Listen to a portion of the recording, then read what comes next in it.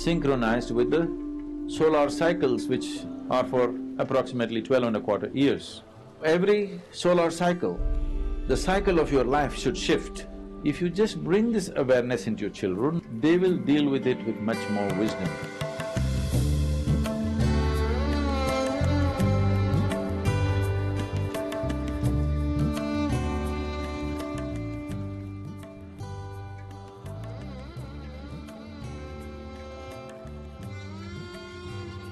You know it's not coming naturally.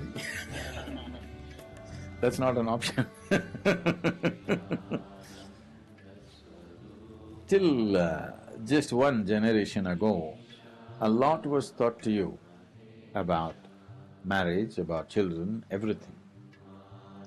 Now, our education system is only here to serve industry and business, not to serve human beings.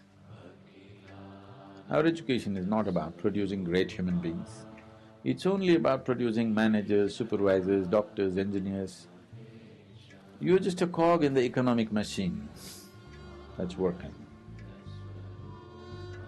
So, changing the larger education system tomorrow morning is out of question. But you could change it for yourself and your children, if you're willing. There was something called as Varnashrama Dharma, which is the different stages of life for which a human being had to be prepared for. 0 to 12 was considered Balavastha. At this time, a child should do nothing. He must just eat, play, sleep. No ABC, no 1, 2, 3, no nothing. Because before the brain blossoms to it a certain size, feeding it with information or any kind of purpose to it, putting any kind of purpose in its domain, will destroy the possibility of it growing to full size. In India, everywhere maybe, the mango farmers have a certain process. You will see if you plant mango saplings, by second year actually, mango flower trees or plants will start flowering. Have you noticed? Second or third year, definitely full of flower. So the conscientious mango farmer will go and pluck out every flower in the month of January, February, so that they never become fruit. But if you are a quarterly balance sheet kind of person, you will count the flowers and say, okay, here I see 150 mangoes, 150 mangoes into 10 rupees, 15,000 per plant, I have 10,000 plants, you will allow them to fruit. Anyway, they will not fruit very well, but they may fruit. But if you do this, that tree will never grow to full size. It will never come to its full potential. So even with plants we know that. Why is it that we don't know with children? We know it, but we want our children to be little better than the neighbor's children, which is a serious illness we have. Yes, our problem is our neighbor's children are already saying, 3-year-old saying, I want to be doctor. So that means you want the whole world to be sick.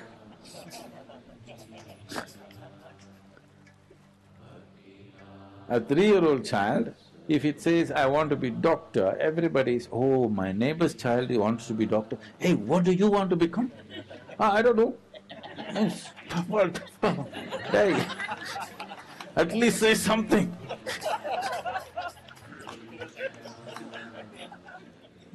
This is not the sickness of education system, this is the sickness which has gotten into the society.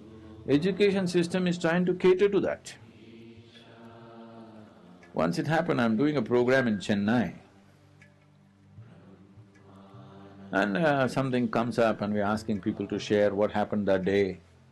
This man with a really grave face, sad, talking, my daughter, she's not doing her homework, I'm really worried about her future, what will happen to her, how do I… you know what, so many things he said.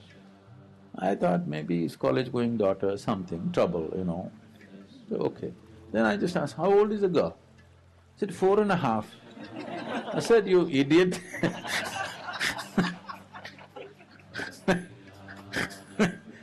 thing she shouldn't even be going to school. And now you're worried she's not doing homework, and you're worried about her future. What job will she get? Who will marry her? You know? So, we need to change this trend in the society, at least in your life, that your children are not products. When are they going to produce something? No. First of all, you must understand your children only come through you, they don't come from you. They're not yours. They're passing through you must be, appreciate the privilege that they came through you, that's all. Don't believe that they came from you. There's no ownership on them. Your business is to protect them, nurture them, till they come to a certain place, till they know how to do that themselves. That's all. Your business is not to see how much you can squeeze out of them, whether they will continue your business tomorrow, whether they will do things that you are incapable of doing. No, that's not what it is about. So this Varnashrama dharma was like this: at 12, your Balavastha ends. Now your Brahmacharya begins, 12 to 24. 12 years of discipline and learning. So before you're empowered with education, you're always initiated into Brahmacharya. What Brahmacharya means is, Brahman means the ultimate reality, Charya means the path. You are on the path of the ultimate. That means you're not on a divisive path. That means you're not on the path of you versus me, you're on a path of absolute inclusiveness. Without including everything as yourself, you should not be empowered with education. You must remain illiterate, that is best, because education was seen as an empowerment. If you're empowered in a divisive way, which is what we have done to the modern world, every scientific knowledge and technology that comes up, first thing is military use. Why? My nation versus your nation. My father is better than you. My God is better than your God, my father is better than your father. Because once this division is there and you get empowered, all that will happen is the ugliness will get empowered. So before education, first thing is Brahmacharya. So for 12.25 years, these were synchronized with the solar cycles, which are for approximately 12.25 years. So every solar cycle, the cycle of your life should shift. First 12.25 years is Balavastha. Once you cross that, the second is for learning and discipline. Once you cross that, at the age of 24 you decide whether you want to go into family kind of living or you want to become on the spiritual path. By choice, not by social compulsions.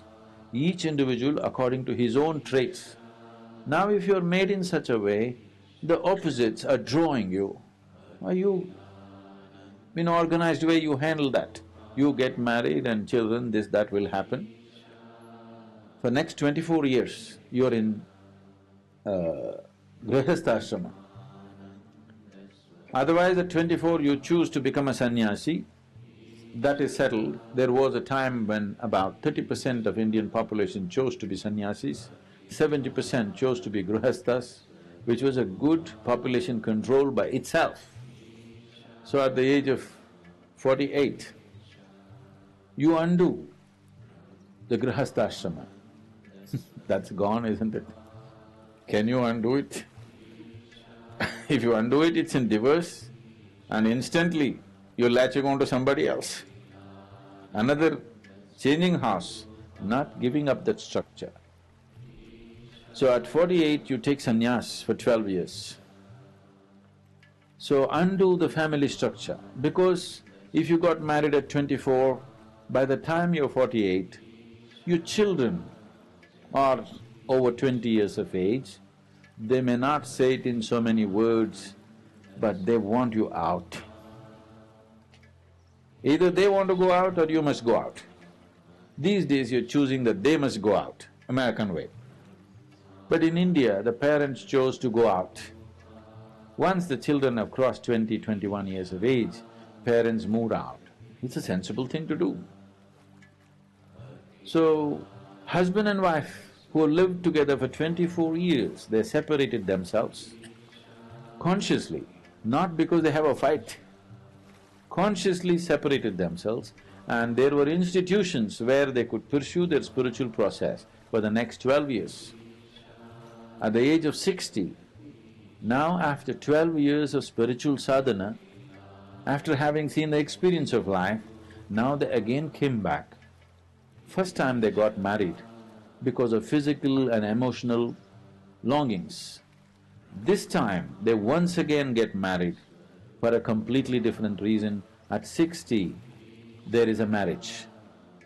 Today, that one thing still a lot of people are keeping, you know. They're living together and again getting married. No, only if you go away for 12 years and again come back consciously. First time when you're married, you were not conscious. Certain compulsions made you marry. Now you're consciously getting into it. They came together and then they went into vanaprastha. Not to live with your children or grandchildren, see them, bless them and go into the forest and live. This was the arrangement of life, which is a very wise way to do things. Well, you can't do it exactly like that today, but you must be conscious. At different stages in life, different things must be important. When you're 60, if the same things which were important to you at 18 are important, that means you're just not getting anywhere with your life, isn't it? Things must change. And you must make your children, that's how it is. If you just bring this awareness into your children, right now what they are going through is just a phase, it's not everything. They will conduct it properly. But because at that moment, when their intelligence is hijacked by their hormones, they think that is it.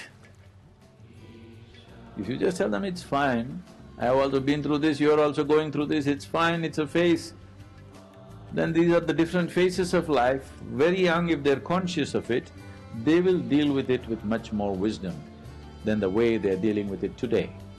People will not be compulsive as they are.